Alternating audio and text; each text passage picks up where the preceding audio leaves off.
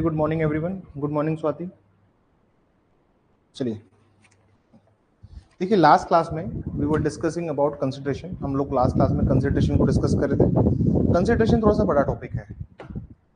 Consideration somehow it's a big topic, तो हम इसको अभी कंप्लीट करेंगे जितना आज हो पाएगा। हेडिंग डालेंगे प्रोमिसरी एस्टॉपल, वचन विबंध। वचन विबंध प्रोमिसरी एस्टॉपल, हेडिंग डालेंगे प्लीज, प्रोमिसरी एस्टॉपल। लिखना स्टार्ट कीजिए। इसमें मैंने आपको बताया था लास्ट क्लास में, what we have discussed in the last class,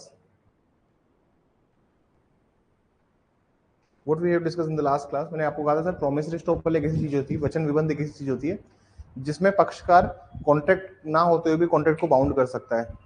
और प्रोमिसरी एस्टॉपल जो है, एस्टॉपल आप लोग पढ़ के आए होंगे, जो एविडेंस में 115 और भारतीय साक्ष्य अधिनियम में 121 में दिया हुआ है। एस्टॉपल पे ऑलरेडी हम लोगों ने बहुत डिस्कस में डिटेल में हर चीज में बात करी है। प्रोमिसरी एस्टॉपल की जब मैं बात करता हूँ, when I am talking about promissory estoppel, ये बात याद रखिए, ये एक डिफरेंट कैटेगरी है लॉ ऑफ कॉन्ट्रैक्ट की। ये एक डिफरेंट कैटेगरी है, अनदर लॉ ऑफ कॉन्ट्रैक्ट, लेकिन इसको कभी भी एज ए कॉन्ट्रैक्ट संविदा के रूप में मान्यता नहीं दी गई। लॉ कमीशन ये रिकमेंड करता है, 108वीं रिपोर्ट लॉ कमीशन की ये बोलती है कि प्रोमिसरी एस्टॉपल को, वचन विबंध को एक पार्ट बनाया जाए किसका, इंडियन कॉन्ट्रैक्ट एक्ट का। और इन्होंने ये भी सजेस्ट किया कि एक 25A करके एक सेक्शन लेके आया जाए जो कि प्रोमिसरी एस्टॉपल का हो। ठीक है, ये बात रिकमेंड की लॉ कमीशन ने। और देखिए, भविष्य में आपको कॉन्ट्रैक्ट में कोई बदलाव देखने को मिलेगा तो ये प्रोमिसरी एस्टॉपल के रिगार्डिंग देखने को मिलेगा। लिखना स्टार्ट कीजिए। Promissory estoppel is a doctrine based on equity. Promissory estoppel is a doctrine based on equity. वचन विबंध एक ऐसा सिद्धांत है, वचन विबंध एक ऐसा सिद्धांत है जो कि साम्यता पर आधारित है, जो कि साम्यता पर आधारित है। It stops one person from going back on a promise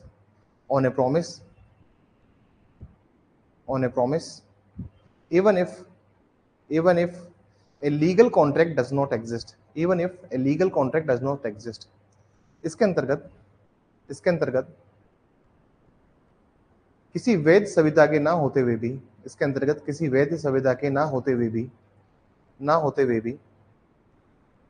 किसी व्यक्ति द्वारा दिए गए वचन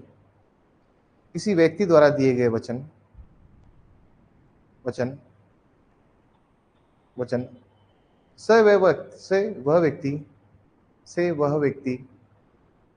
वह व्यक्ति पीछे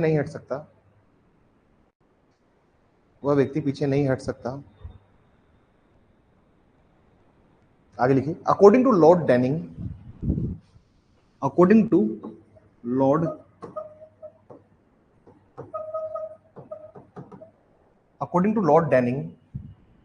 लॉर्ड डेनिंग के अनुसार, according to Lord Denning, a man should keep his word।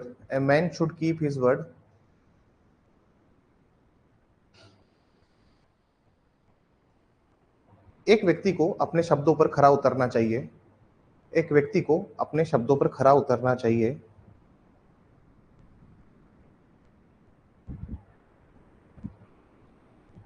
because there was an intention to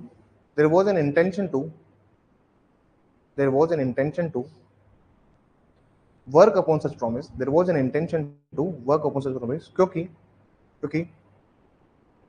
क्योंकि ऐसे वचन पर कार्य करने का पक्षकार का आशय होता है। पैराग्राफ चेंज करके लिखिए। The doctrine of promissory estoppel is different from doctrine of consideration। वचन विबंध का सिद्धांत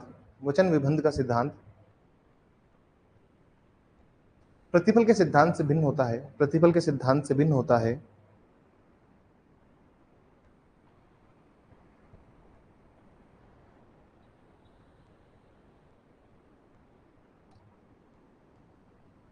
A promise in future, a promise in future creates an estoppel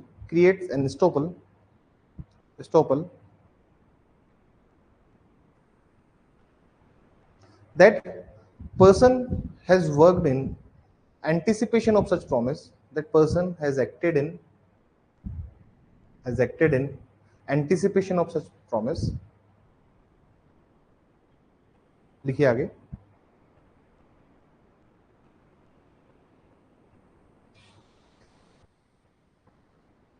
यदि व्यक्ति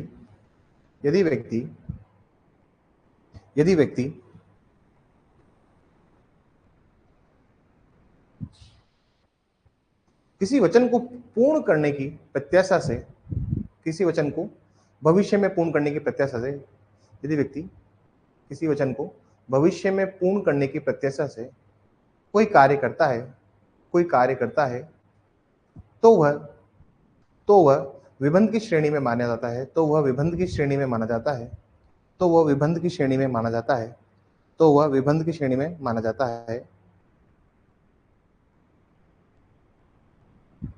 पैराग्राफ से लिखिए. The Law Commission in its 108 report, the Law Commission in its 108 report, इसलिए कि विधि आयोग की 108वीं रिपोर्ट में, विधि आयोग की 108वीं रिपोर्ट में, the Law Commission in 108 report on promissory note suggested that, on promissory estoppel suggested that, on promissory estoppel suggested that, Sunday को class है और संडे को we would discuss NI. अभी 2 दिन हम लोग कॉन्ट्रैक्ट खींचेंगे, ठीक है ना सर. अभी कॉन्ट्रैक्ट क्लास होगी और लंबी क्लास होगी आज की और कल की. 2.5-3 घंटे की हम ऑलमोस्ट क्लास कवर अप करेंगे. 2.5 घंटे प्लस क्लास होगी दोनों, आज और कल. संडे के दिन हम एटलीस्ट 3 घंटे हम लोग क्या पढ़ेंगे, NI. उससे क्या होगा कि हमारे कोई भी सब्जेक्ट डिस्टर्ब ना हो और ये सारे सब्जेक्ट एट ए लेंथ चले, लंबे चले, ठीक है. Promissory estoppel suggested that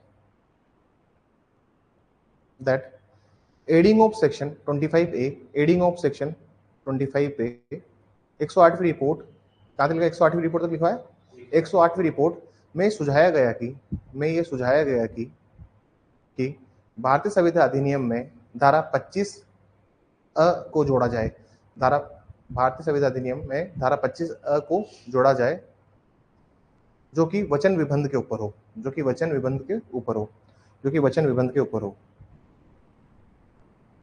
suggested adding of section 25A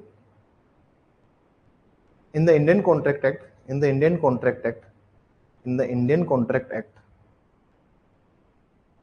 However, this suggestion had not been acted upon. परंतु इस सुझाव पर कोई अमल नहीं किया गया. प्रॉमिसरी एस्टॉपल एग्जाम में सवाल अगर आता है तो प्रॉमिसरी एस्टॉपल जो होता है सर, ये वचन विबंध होता है और इसमें कोई कॉन्ट्रैक्ट नहीं हो तो भी आप क्या कर सकते हो सर, सिविल रेमेडी ले सकते हो. परंतु इसकी शर्तें ये होती है कि तुम्हारे द्वारा भी कोई कार्य किया गया हो. सिंपल सी बात है ना सर, क्योंकि एस्टॉपल तो हम यही बोलता है कि आपसे किसी पार्टी ने एक्ट, ओमिशन या डिक्लेरेशन के थ्रू कोई भी वादा किया था और वादे पर आपने कोई कार्य कर दिया तो फिर later on neither party nor his legal representative can step back from the statement. तो उस कथन से आप पीछे नहीं हट सकते और यही बात हमारे एस्टॉपल है, ठीक है ना सर. कॉन्ट्रैक्ट में तो ये बात है कि पार्टी ने कॉन्ट्रैक्ट परफॉर्म ही नहीं किया तो उसमें जरूरी नहीं है ना कि कॉन्ट्रैक्ट में ये चीज जरूरी नहीं होती, संविदा में ये चीज आवश्यक नहीं है कि आपकी तरफ से कोई कार्य किया जाए. सपोज कीजिए मैंने आपको बोला कि यार ये काम आपको करने का है, ठीक है ना, तो पार्टी पहले इनिशिएट करेगी काम, ये जरूरी नहीं है. जैसे बच्चा एडमिशन लेने आया तो पार्टी ये जरूरी थोड़ी ना कि कोचिंग वाला आपको ये कहे कि यार आप 15 दिन 5 दिन का डेमो लो, जरूरी है क्या? पार्टी भी बोल सकती है, मतलब कोचिंग वाला भी बोल सकता है ना आपको कि हम तभी आपको क्लास में अलाउ करेंगे, हम तभी आपको पढ़ाएंगे जब आप फीस दे दोगे. समझ में आ रही है? तो दूसरी पार्टी ने तो कोई कार्य किया नहीं तो यहाँ पर कोई लीगल रेमेडी बनती नहीं है. लेकिन अगर एक वैलिड कॉन्ट्रैक्ट अगर पार्टीज के बीच में होता है तो प्रॉमिसरी एस्टॉपल वो चीज है जहां पर सिर्फ वचन के ऊपर पक्षकार ने कोई कार्य कर दिया है, वहां पर कोई कंसिडरेशन नहीं है, वहां पर कोई प्रतिफल का आदान प्रदान नहीं हुआ है. मतलब there is no consideration has been paid by either of the party. किसी पक्षकार द्वारा कोई भी प्रतिफल नहीं दिया गया है. वहां पर आप ये बात अंतर समझिए. प्रॉमिसरी एस्टॉपल एक ऐसी चीज है कि कॉन्ट्रैक्ट नहीं है तो भी आपको उसमें हम लोग कर सकते हैं बस शर्त यह है कि स्टॉपल के जो प्रिंसिपल्स हैं आपके कॉन्ट्रैक्ट उसमें एविडेंस में वो फुलफिल होने चाहिए। वहां पर जो विबंध दिया हुआ है उसकी जो शर्तें हैं उनको पूर्ण होना चाहिए। हाँ मैडम, कहाँ ध्यान है?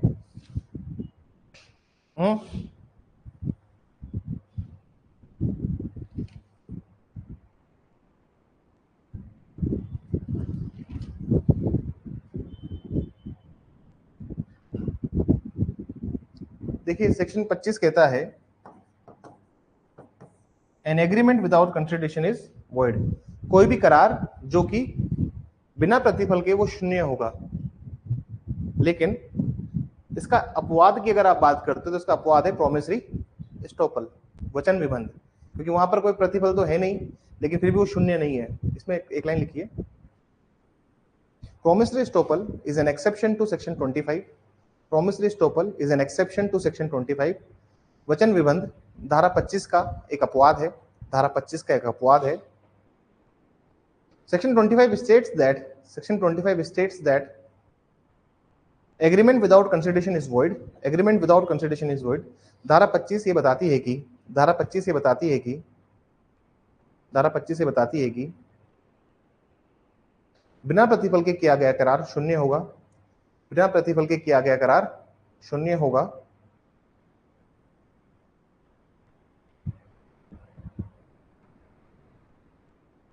बिना प्रतिफल के किया गया करार शून्य होगा। However, in promissory estoppel, there is no consideration. However, in promissory estoppel, there is no consideration. हालांकि वचन विबंध में किसी प्रकार का प्रतिफल नहीं होता है। हालांकि वचन विबंध में किसी प्रकार का प्रतिफल नहीं होता है, फिर भी इसे वैध माना गया है।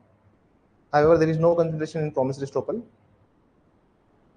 Then also it will considered as valid.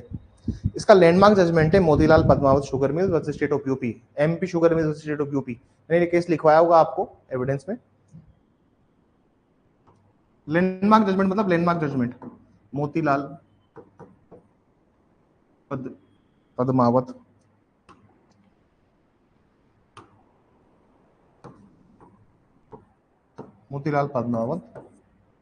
Sugar mills versus state of UP. This is 1979 supreme court. थोड़े से केस के फैक्ट्स देखते हैं, तथ्य क्या थे। मैंने फैक्ट्स डिस्कस नहीं किए थे आपसे। I haven't discuss those facts जब मैं आपको एविडेंस पढ़ा रहा था, क्योंकि मुझे पता था कि ये टॉपिक मेरे को यहाँ पे कवर करवाना है।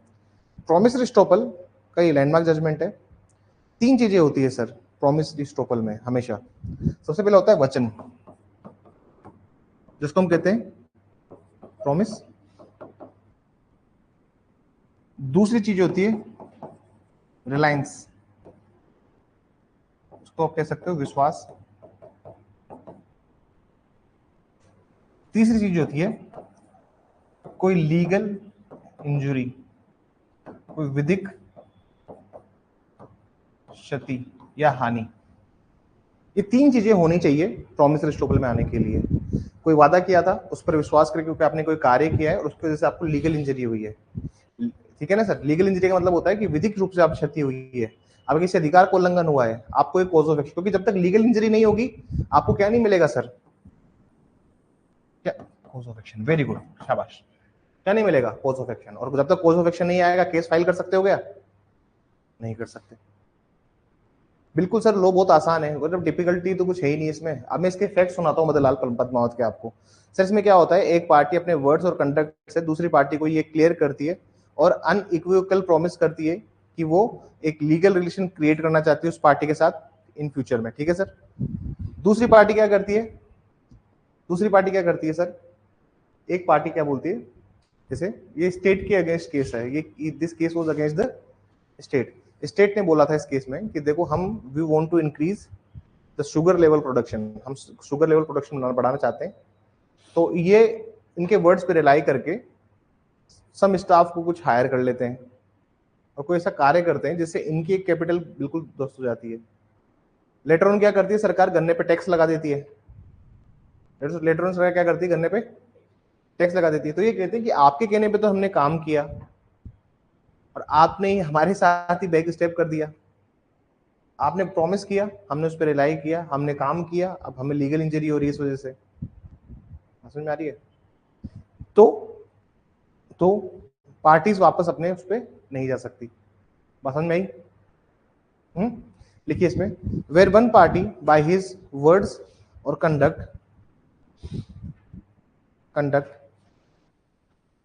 जहां कहीं भी कोई पक्षकार अपने अपने शब्दों या आचरण द्वारा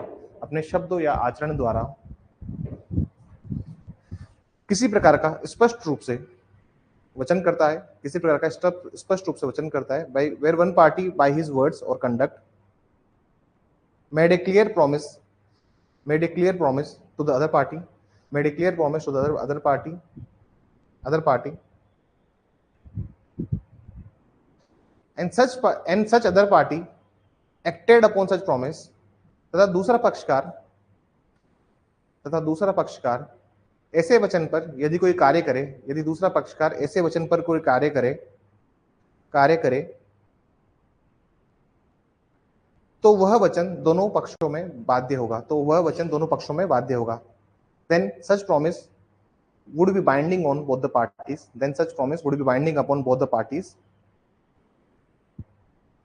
He would not be entitled to go back from it. वह पक्षकार अपने अपने कहे गए कथन से पीछे नहीं हट सकता।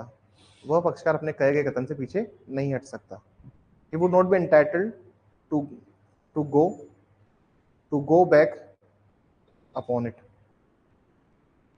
ठीक है सर?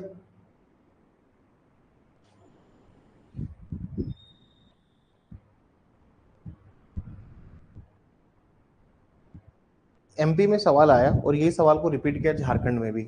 सवाल देखिएगा, सवाल क्या था, सवाल लिखेंगे, आप मुझे खुद आंसर देंगे इसका, ठीक है ना?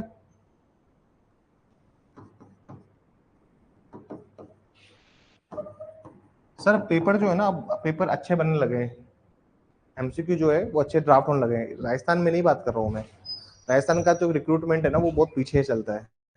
यहाँ की जो रिक्रूटमेंट कमेटी है वो बहुत ही पीछे काम करती है। मतलब Rajasthan recruitment committee they are working very slow. अब मैं आपको क्यों बता रहा हूँ ये बात, मुझे कहना नहीं चाहिए राजस्थान रिक्रूटमेंट कमेटी के लिए, they are well and good. ऐसा मैं क्यों कह रहा हूँ? क्योंकि सर बात यह है कि बैरेट के अलावा ये लोग बियॉन्ड का भी सवाल नहीं पूछते हैं, और जो अगर बैरेट के बियॉन्ड कोई सवाल पूछ रहे हैं तो वो डिलीट हो रहा है क्योंकि वो अच्छे से ड्राफ्ट नहीं कर पा रहे हैं उसको। बाकी स्टेट्स जो हैं वो या तो चैट जीपीटी की यूज कर रहे हैं, आई डोंट नो किसका यूज कर रहे हैं, but they are asking wonderful questions, wonderful conceptual questions. या तो वो अच्छे बुक्स, ऑथर्स की बुक्स से पढ़कर सवाल निकालते हैं, हमारे यहाँ पर वो सिस्टम नहीं है। वो अच्छे ऑथर्स की बुक से पढ़कर सवाल निकालते हैं और मेहनत करते हैं, पेपर में जेन्युइन मेहनत होती है। हमारे यहाँ तो बैरेट की 4 लाइन कॉपी पेस्ट मारी जा रही है। इसलिए तुमको अगर बनने का है तो बैरेट पढ़ने का है, सिंपल सी बात ये है।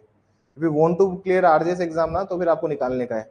लेकिन अगर मेहनत कर रहे हैं तो ये देखो, एमपी 2010 का सवाल है, ठीक है ना? Promise to estoppel is sometimes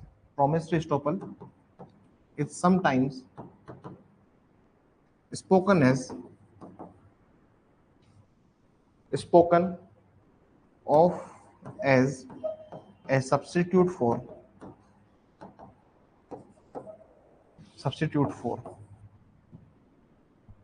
novation, quasi contract,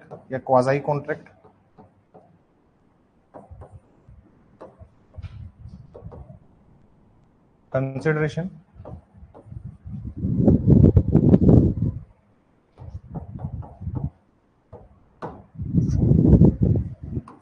MP 2010 और उत्तराखंड 2018।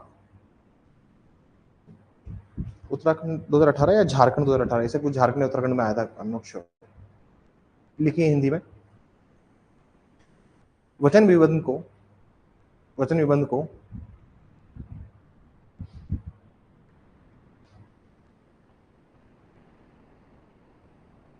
वचन विबंध को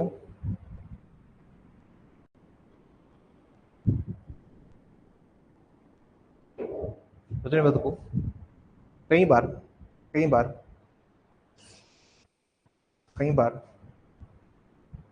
प्रतिस्थापित प्रतिस्थापित करते हुए बोला गया है, प्रतिस्थापित करते हुए बोला गया है, प्रतिस्थापित करते हुए बोला गया है। आंसर क्या आएगा इसका? क्या आंसर आएगा? अरे टॉपिक ये पढ़ रहे हैं इसलिए तुमको आ गया, ठीक है ना।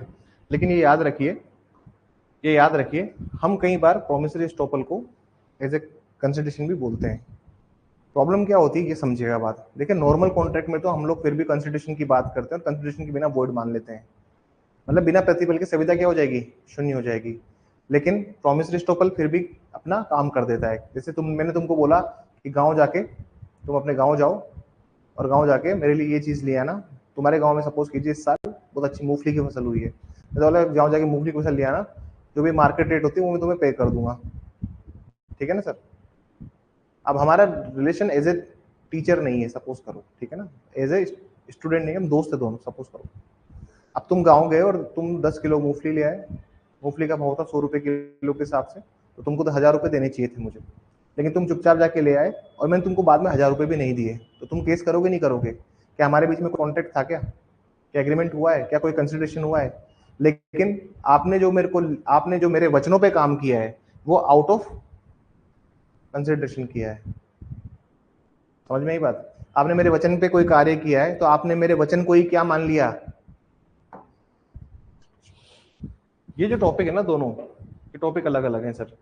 कंसिडरेशन कॉन्ट्रैक्ट के लिए चाहिए होता है, लेकिन प्रॉमिस एस्टॉपल में कंसिडरेशन नहीं होता, उसका अपवाद भी होता है। बहुत डिटेल में बात है, अब ये तुम ज्यादा मत समझो, बस लिख लो, ठीक है ना sir.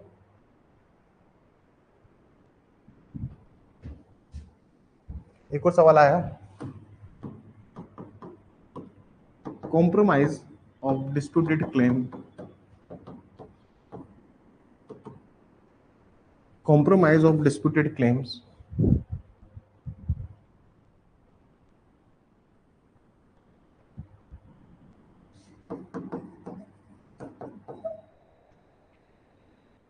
is not permitted by law,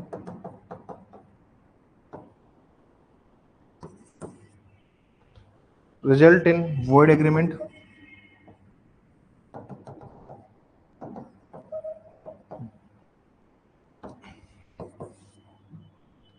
not a good consideration,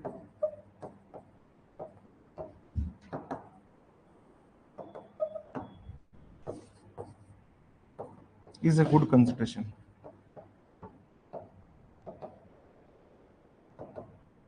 लिखिए, विवादक दावों में समझौता होगा, विवादक दावों में समझौता होगा, विवादक दावों में समझौता होगा। पॉइंट नंबर एक, विधि द्वारा नामंजूर किया जाएगा, विधि द्वारा नामंजूर किया जाएगा। और नंबर बी, शून्य करार के रूप में जाना जाएगा, शून्य करार के रूप में जाना जाएगा। और number C, not a good consideration, एक अच्छे प्रतिफल के रूप में नहीं जाना जाएगा। पॉइंट नंबर डी, एक अच्छा प्रतिफल माना जाएगा। आंसर क्या होगा इसका? D, it's a good consideration, ठीक है ना सर। क्योंकि अगर कॉम्प्रोमाइज कर रही है दोनों पार्टी, जरूरी ना कॉम्प्रोमाइज कर रही है तो उस पार्टी को भी कोई बेनिफिट तो हो ही रहा होगा ना। तुम क्या बिना बेनिफिट के कॉम्प्रोमाइज कर लोगे किसी के साथ? अरे एक आदमी को पीट दिया किसी ने, सपोज कीजिए एक आदमी को किसी ने पीटा, उसके हाथ पांव तोड़ दिए, उसने एफआईआर करा दी, उसने आदमी के मिले जाके बोला यार बच्चे का एग्जाम है, इंटरव्यू है इसका, ठीक है ना, जो भी हुआ गलती हो गई। हेलो, एक बार क्लास में हूं मैं ना, ठीक है ना। सपोज कीजिए एक कंसिडरेशन है और कंसिडरेशन के ऊपर अब कोई किसी को पीट दिया, मारा पिटाई हो गई उसके साथ, ठीक है। उसको बोला कि तेरा कितना खर्चा हो गया, 50,000 रुपये हो गया ना तेरा खर्चा, मेडिकल एक्सपेंसेस, मैं तेरे को 5 लाख देता हूँ। कितना देता हूँ? 5 लाख। या तो मैं 5 लाख में अच्छा वकील करूंगा और 5 लाख में तो बहुत अच्छा वकील हो जाएगा और वो तो केस को टिकने भी नहीं देगा। 5 लाख में तो मैं पुलिस को भी खरीद लूंगा, एफआईआर भी बनवा दूंगा और मैं मौके से साक्ष्यों को भी पलटा दूंगा, सबको 10,000 रुपए दूंगा, तो उसमें भी तू तेरा गेम ओवर हो जाएगा। 10,000 रुपए दूं किसी विटनेस को कोर्ट में गवाही देने के लिए, वेटर को, वेटर की सैलरी 10,000 रुपए पूरे महीने की, तेरे को चुपचाप 5 लाख रुपए दे रहा हूँ, मामला सेटल कर ले, समझौता हो जाएगा, कॉम्प्रोमाइज कर लेते हैं, ठीक है सर। तो कॉम्प्रोमाइज जो हो रहा है पार्टीज के बीच में, चाहे वो सिविल डिस्प्यूटेड क्लेम हो, चाहे क्रिमिनल डिस्प्यूटेड क्लेम हो, एक पार्टी को क्या हुआ, एक पार्टी की तो एफआईआर हट गई, एक पार्टी की एफआईआर हट गई, दूसरी पार्टी को पैसा मिल गया, दोनों को फायदा हुआ ना म्यूचुअली। तुम ये बात थोड़ी डिसाइड कर सकते हो। एक बार की बात है, झुंझुनू से एक मेरे कोई समाज का था, तो वो क्या अपनी वाइफ को लेके आया,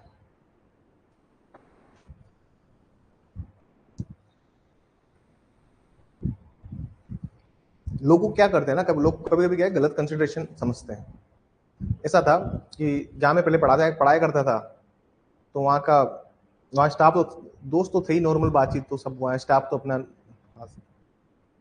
तो एक दिन क्या हुआ, नई नई कोचिंग स्टार्ट ही करी थी तब मैंने, नई नई क्लासेस स्टार्ट करी थी, तो एडमिशन्स के लिए तो दिक्कत थी रहती थी। उसका फोन आया मेरे पास कि यार एक ना गांव से एक हस्बैंड वाइफ आए, वो अपनी वाइफ का एडमिशन कराना चाहता है, और यार उनकी हालत ठीक नहीं है यार, पैसों के तंगी में। तो यार अब बच्चे तो आप तो दुखी थे, तो उन्होंने कह दिया कि ऐसा करो, आप ऐसा कीजिए, अलग से बाहर निकाल के उसको बोला, बाहर ऑफिस के बाहर या कोचिंग के बाहर जाके, जहाँ भी था वो, जाके बोलते उसको कि आप एक सर है, पहले यहाँ पढ़ाते थे, उनके पास चले जाइए, वो अच्छे से पढ़ाएंगे, उनकी फीस भी कम है, वो अच्छे से मतलब बच्चों में मेहनत करते हैं, लग के एक एक बच्चों के साथ मेहनत होती है। तो इतना कहने पे वो मिलने आए मुझसे, मैं उनसे मिला,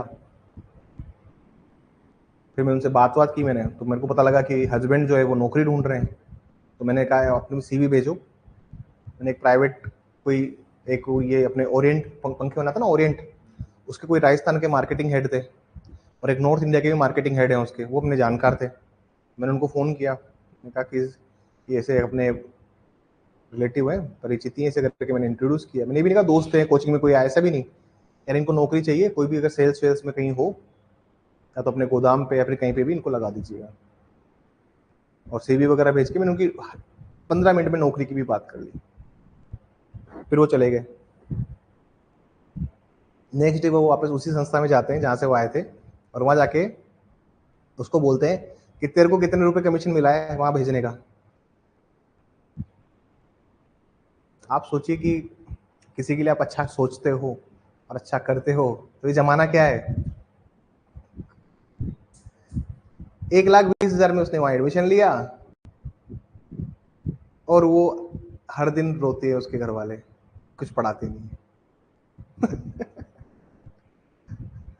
क्या कहें अब। तो सर इसलिए कि कंसिडरेशन बहुत खतरनाक चीज है। हाँ, तुम एक तो किसी की भलाई करो, किसी की नौकरी की भी बात करो कि भाई ठीक है आपकी भी कुछ, कोई बात नहीं। वही बात है ना कि इंसान जितना झुकेगा ना, लोग उसको उतने झुकाएंगे, और जितने आप अकड़ से बात करोगे ना, लेना है तो लेने वाला निकल यहाँ से, उसको लगेगा कि यार पता नहीं क्या। अच्छाई भाई, अच्छाई का कोई जमाना नहीं है, और अच्छे लोगों के लिए कोचिंग वगैरह नहीं बने हैं। तुम सब अच्छे लोगों के लिए बनिए, नौकरी, जस्टिस करें, लोगों के साथ ईमानदारी से रहें। ईमानदारी बहुत बड़ी चीज है। जो अपने काम के प्रति ईमानदार है ना, वो जिंदगी भर ईमानदारी रहेगा। जो हार्ड वर्किंग है वो जिंदगी भर हार्ड वर्किंग रहेगा। वो कहते हैं ना सर आप इतना पढ़ने को, इतना क्लासेस को क्यों क्यों जोड़ देते हो, तो मैं इसका रीजन एक सिंपल देता हूँ। जो अपने काम के प्रति ईमानदार है, जो अपनी मेहनत के प्रति ईमानदार है, जो हार्ड वर्किंग जानता है, वो जिंदगी भर हार्ड वर्क ही करेगा, और हार्ड वर्क ही उसको नए मुकाम तक लेके जाएगा।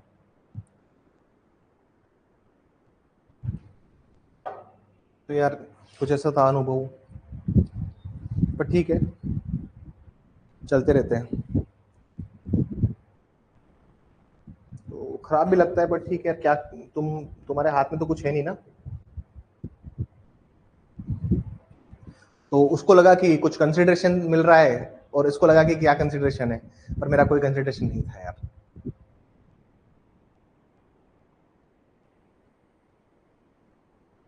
किसी के लिए अच्छा ही करते हो ना आप, तो दिक्कत हो जाती है। ठीक है सर, केस का नाम लिखेंगे, केदारनाथ वर्सेस गौरी मोहम्मद। इससे अनदर लैंडमार्क जजमेंट, बहुत लैंडमार्क जजमेंट है, ठीक है, प्रॉमिसरी एस्टोपल के ऊपर, केदारनाथ वर्सेस गौरी मोहम्मद। भाई केसेस को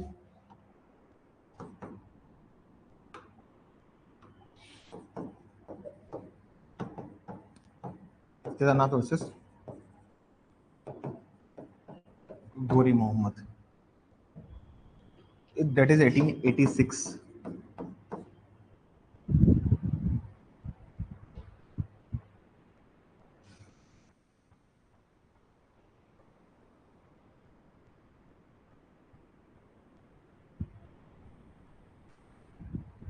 ऐसा था, 100 रुपए प्रति माह देने की बात हुई कॉन्ट्रैक्टर को। उसने बोला कॉन्ट्रैक्टर साहब 100 रुपए हर महीने के दूंगा, आपको हावड़ा में कंस्ट्रक्शन करना है। क्या करना है? हावड़ा में कंस्ट्रक्शन करना है, ठीक है। आपको एक बिल्डिंग बनानी है एक हावड़ा में। हावड़ा बेसिकली, हावड़ा एक छोटा टाउन है कोलकाता के, जैसे अपने है ना सांगानेर, जयपुर सांगानेर, वैसे ही हावड़ा एक टाउन है जो जो कोलकाता और हावड़ा को कनेक्ट करता है, वो कहलाता है अपना हावड़ा ब्रिज, वो हावड़ा ब्रिज है। तो बोला कि 100 रुपए का सब्सक्रिप्शन दूंगा मैं आपको, हर महीने आपको 100 रुपए मैं पे करूंगा, आपको एक फलाना बिल्डिंग बनानी है, एक वो बनानी है, ठीक है सर। और ऐसे करके उन लोगों ने काम स्टार्ट किया, ठीक है सर। बाद में क्या होता है, बाद में क्या होता है, वो पे करना बंद कर देता है, बाद में वो पे नहीं करता। तो कोर्ट कहता है यहाँ पर, भले ही यहाँ पर कोई एग्रीमेंट की से कुछ चीजें हो ना हो, लेकिन कॉन्ट्रैक्टर अपना काम स्टार्ट कर दिया था और प्रॉमिसरी एस्टॉपल यहाँ पर लागू होगा। देयर वाज नो स्पेसिफाइड और मेंशन कॉन्ट्रैक्ट, इनके बीच में कोई एग्रीमेंट नहीं था, सिर्फ वचन के ऊपर उसने काम किया ना। सिर्फ एक प्रॉमिस के ऊपर अगर कोई काम कर देते हो, अरे ऐसा था ना कि मैं अपने वादे से मुकरूंगा नहीं, मैं अपने वादे पे खड़ा उतरूंगा, तो तू प्रॉमिसरी एस्टॉपल में जाएगा। फिर समझ में आई बात, कि मैं अपने जबान का पक्का आदमी हूँ साहब, तो उसको कहे कि जबान का पक्का नहीं, प्रॉमिसरी एस्टॉपल, प्रॉमिस एस्टॉपल वाला आदमी है, तू वचन विबंध वाला आदमी है, ठीक है ना सर। तेरे जो वचन दिया उस वचन पे काम होगा तो होगा, क्योंकि हर चीज मेंशनड हो ये जरूरी नहीं है, ये जरूर हर चीज ये जरूरी नहीं है कि वो चीज मेंशनड हो, ठीक है सर। लिखना स्टार्ट कीजिए। देखिए मुझे भगवान ने बहुत कुछ दिया है, ऐसे जो चिल्ले पिल्ले जो आए ना लोग, जिनको लगता था कि ये हो जाएगा वो हो जाएगा, भगवान ने मुझे बहुत कुछ दिया है, बहुत कुछ। अब जैसे प्यारे बच्चे दिए, भगवान ने कला दी पढ़ाने की, मैं तो बहुत थैंकफुल हूँ हर चीज़ के लिए, और मैं ब्लेस्ड फील करता हूँ अपने आप को बहुत ज़्यादा। मुझे कोई टेंशन नहीं है जीवन में, मेरी लाइफ में सारे लोग बहुत अच्छे हैं और मुझे अच्छे ही लोग मिले हैं हमेशा। और तुम लोग भी देखना एक दिन जज बनोगे, और मैं क्यों कहता हूँ जज बनोगे, क्योंकि तुम इन नोट्स को पढ़ के 5 साल तक कोई भी एग्जाम आएगी निकाल लोगे। लिखना स्टार्ट कीजिए। In this case, the court held that, in this case, the court held that promissory estoppel, promissory estoppel, promissory estoppel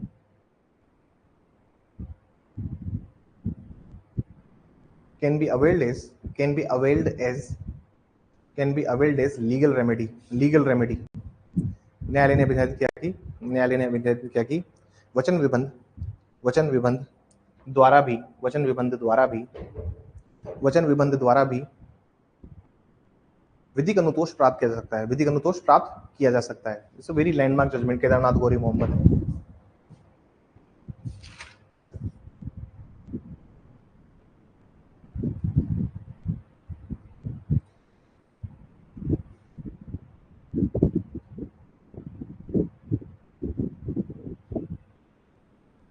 ऐसा है, इसका नाम है Abdul Aziz, Abdul Aziz versus Masoom Ali, that is 1914। Supreme court का जजमेंट है, सुनने की कोशिश कीजिए। सुप्रीम कोर्ट क्या, सॉरी, प्रीवी काउंसिल का जजमेंट है। सुप्रीम कोर्ट कब बना था भारत में, डेट याद रखना, 28 जनवरी 1950। 26 जनवरी को तो क्या आया, संविधान आया, उसके 2 दिन बाद हमने सुप्रीम कोर्ट स्टैब्लिश कर दिया था। संविधान 26 जनवरी 1950 को आया, उसके 2 दिन बाद हमने सुप्रीम कोर्ट स्टैब्लिश कर दिया था। 28 जनवरी को स्टैब्लिश हो गया था हमारा सुप्रीम कोर्ट, ठीक है सर। अब्दुल अजीज वर्सेस मासूम अली के केस में क्या होता है सर, इसमें होता है कि भैया एक मस्जिद बनाने के लिए 500 रुपए देने की बात करते हैं कॉन्ट्रैक्टर साहब को, ठीक है ना। मस्जिद बना दूंगा 500 रुपए में, 500 रुपए में मस्जिद में खड़ी कर दूंगा। 500 रुपए उस जमाने के, 500 रुपए आज के 5 लाख होंगे लगभग, है ना। मैं 500 रुपए में आपकी मस्जिद बना दूंगा। ठेकेदार केस फाइल कर देता है कि ठेकेदार केस फाइल कर देता है इस मामले में और वो बोलता है कि यार इन्होंने हमें पैसा पे नहीं किया, और ये कहता है कि प्रॉमिसरी एस्टॉपल के बिहाफ पर वो केस फाइल करता है। किस पे बिहाफ पर केस फाइल करता है? तो दूसरी पार्टी ये बोलती है कि सर वचन जो दिया था ना उस पर कोई कार्य तो उसने किया नहीं है। भाई ये सीमेंट बजरी ले आया हो, बना दी हो इसने, आधा काम कर दिया उसने, कुछ तो किया हो उसने। जब मेरे वचन के ऊपर इसने कोई कार्य, उस पर विश्वास करके कोई कार्य जब इसने प्रारंभ ही नहीं किया तो उसको कोई विधिक क्षति थोड़ी हुई। बात समझ में आ रही है? लिखिए इसमें, the defendant the defendant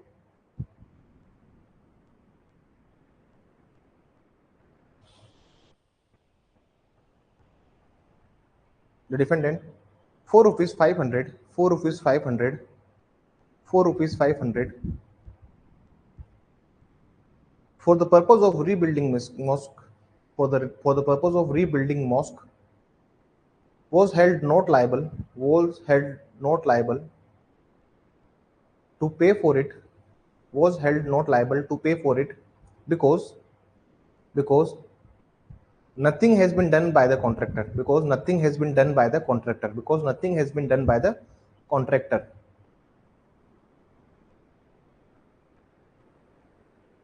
therefore promissory estoppel would not apply therefore promissory estoppel would not apply। न्यायालय ने अभिहित किया कि प्रतिवादी प्रतिवादी प्रतिवादी मस्जिद बनाने हेतु 500 रुपए का संदाय नहीं करेंगे। 500 रुपए का संदाय नहीं करेंगे क्योंकि ठेकेदार द्वारा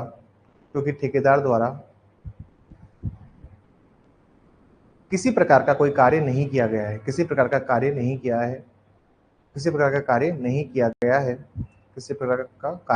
गया है इसलिए वचन विबंध लागू नहीं होगा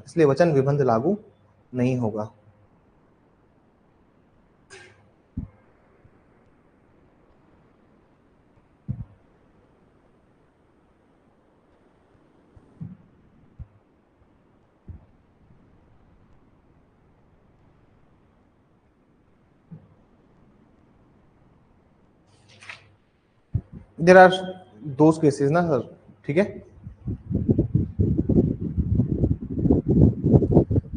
सवाल आया जुडिशरी में, मैंने सारे सवाल लिखे हुए हैं इस कॉपी के अंदर स्टिकी नोट के लगा के। तो जब मैं पढ़ता तो मुझे लगता था मेरे नोट्स में इस चीज की कमी है, तो मैं क्या करता था, रिवर्स नोट्स बनाता था एमसीक्यू से, या कोई भी बुक मेरे को मिल जाती थी उससे लगता था कि यार ये चीज नहीं लिखाई, या फिर ये चीज मैंने पढ़ी नहीं है, या फिर ये चीज जो है एडिशनल है, तो मैं हर एमसीक्यू को नोट कर लेता था। क्वेश्चन लिखिए, which of the following case deal with promissory estoppel. लिखिए, which of the following case deal with promissory estoppel.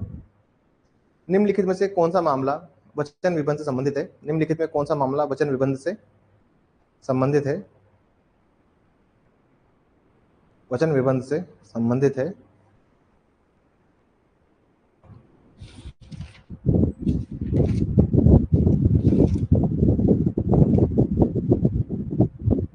वचन में संबंधित है।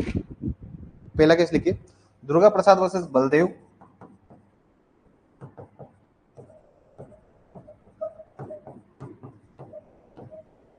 दुर्गा प्रसाद वर्सेस बलदेव।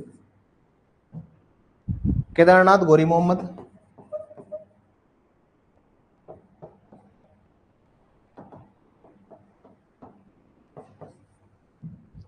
ट्विडल वर्सेस अटकिंसन।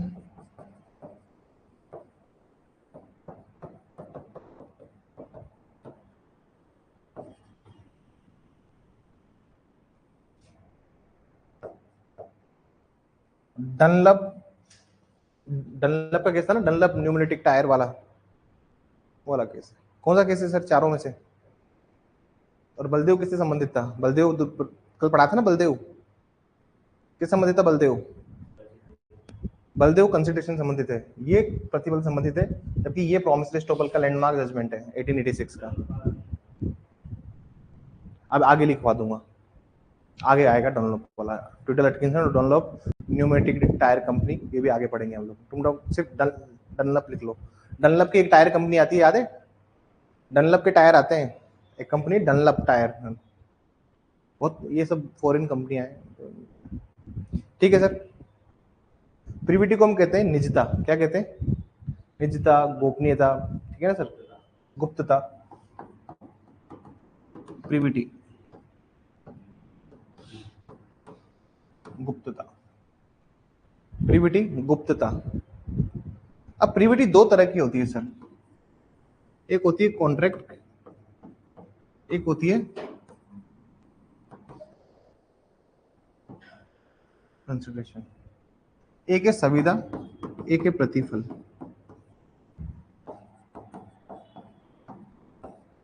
आज को खत्म करेंगे सर, ठीक है ना? प्रिविटी को दो तरह की हम लोग गुप्तता की बात करते हैं, एक संविदा की गुप्तता और एक प्रतिफल की गुप्तता।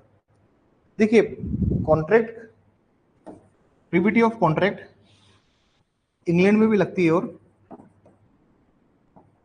इंडिया में भी लगती है, लेकिन कंसिडरेशन जो है ये सिर्फ इंग्लैंड में लगती है and not in India, and not in India. सिर्फ इंग्लैंड में लगती है, भारत में ये लागू नहीं होती। अभी सबसे पहले समझते हैं प्रिविटी क्या होती है, गुप्तता क्या होती है। ठीक है,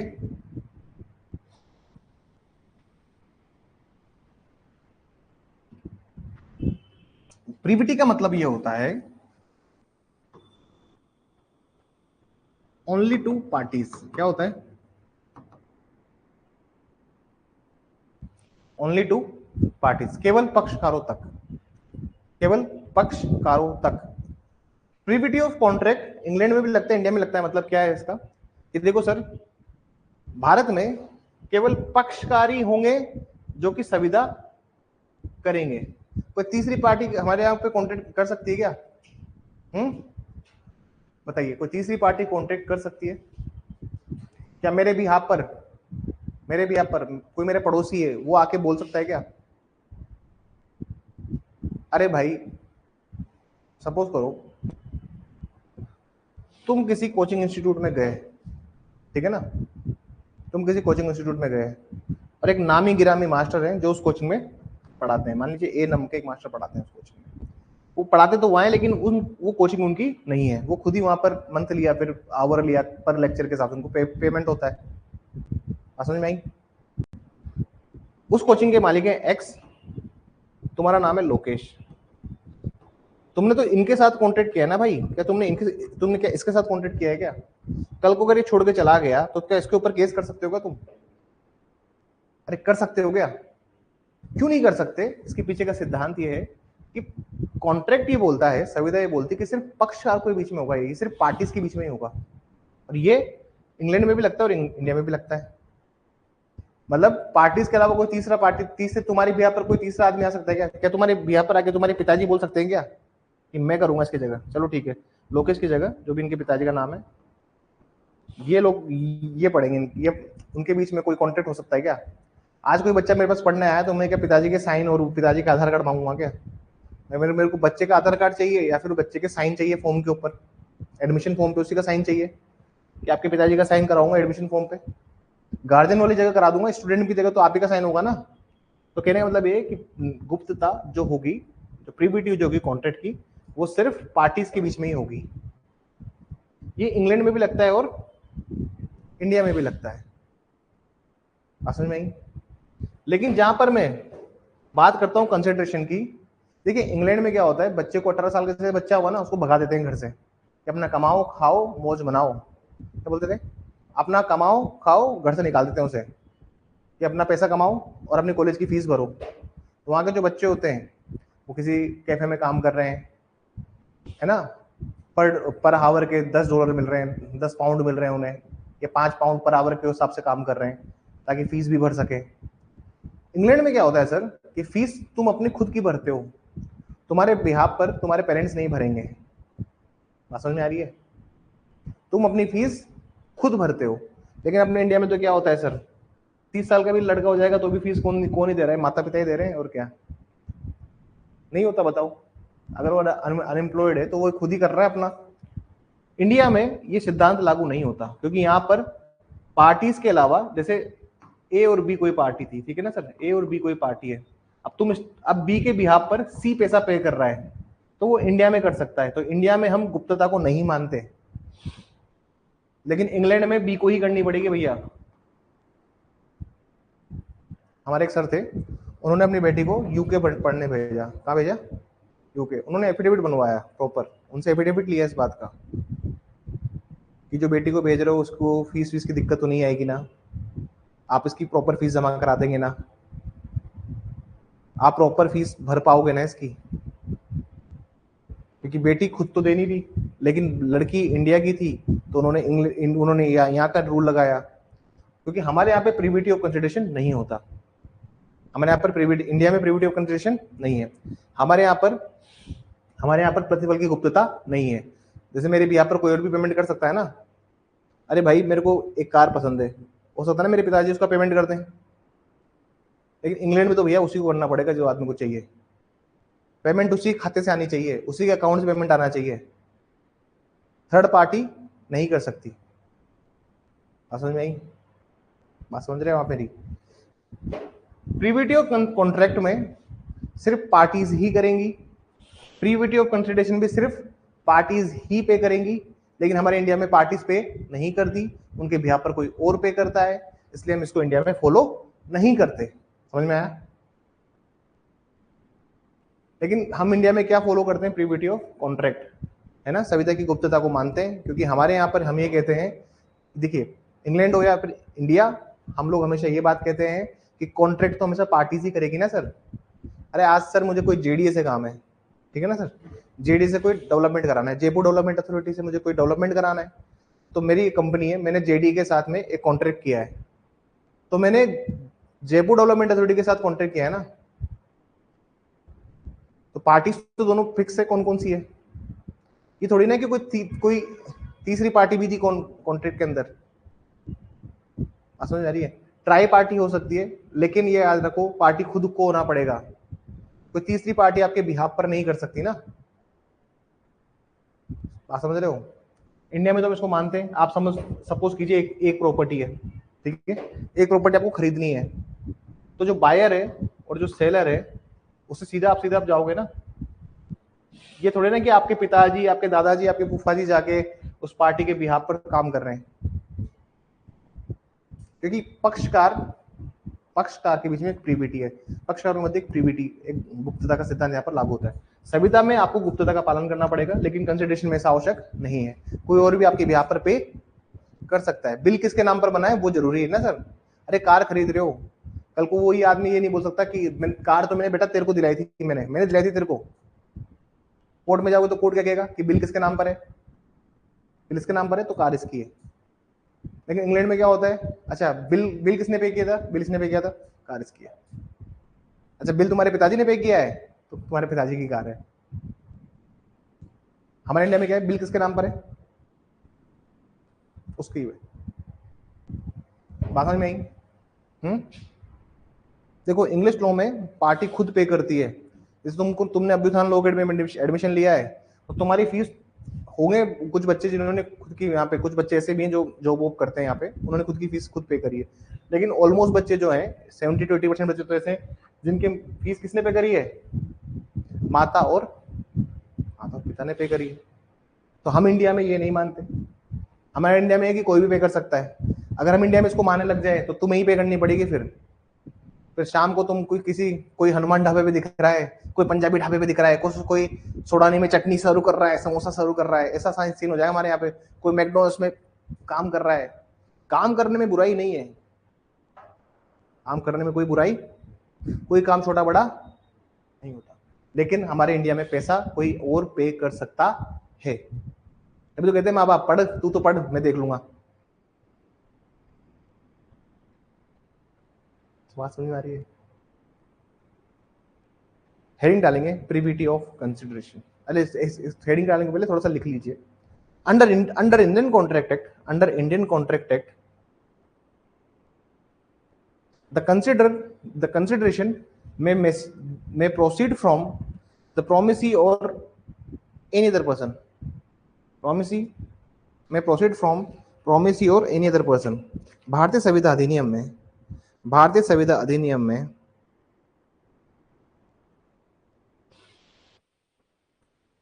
प्रतिफल प्रतिफल वचन ग्रहीता या कोई अन्य व्यक्ति कर सकता है, कोई अन्य व्यक्ति कर सकता है। This is because under the Indian contract the consideration may proceed from the promisee or any other person. This is because there is no privity of consideration in Indian law. This is because there is no privity of consideration in Indian law.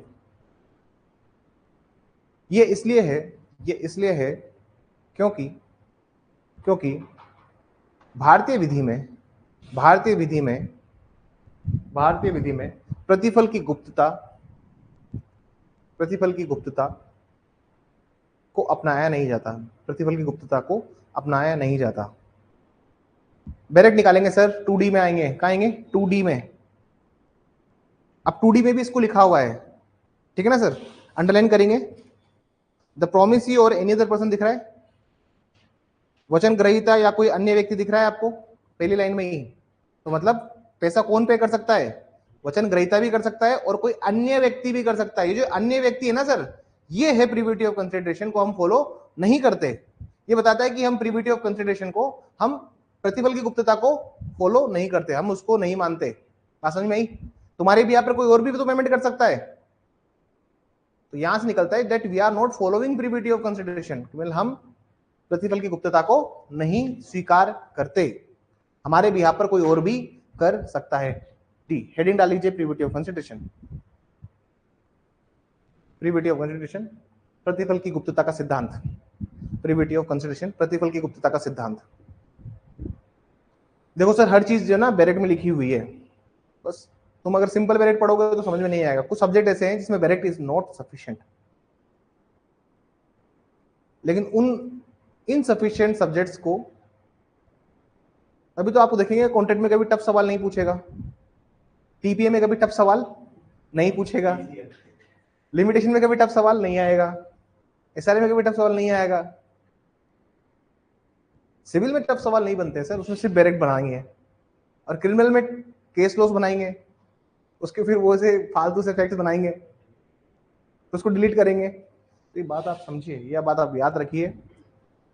RJS का स्तर वो नहीं है जिस स्तर का हम लोग पढ़ रहे हैं।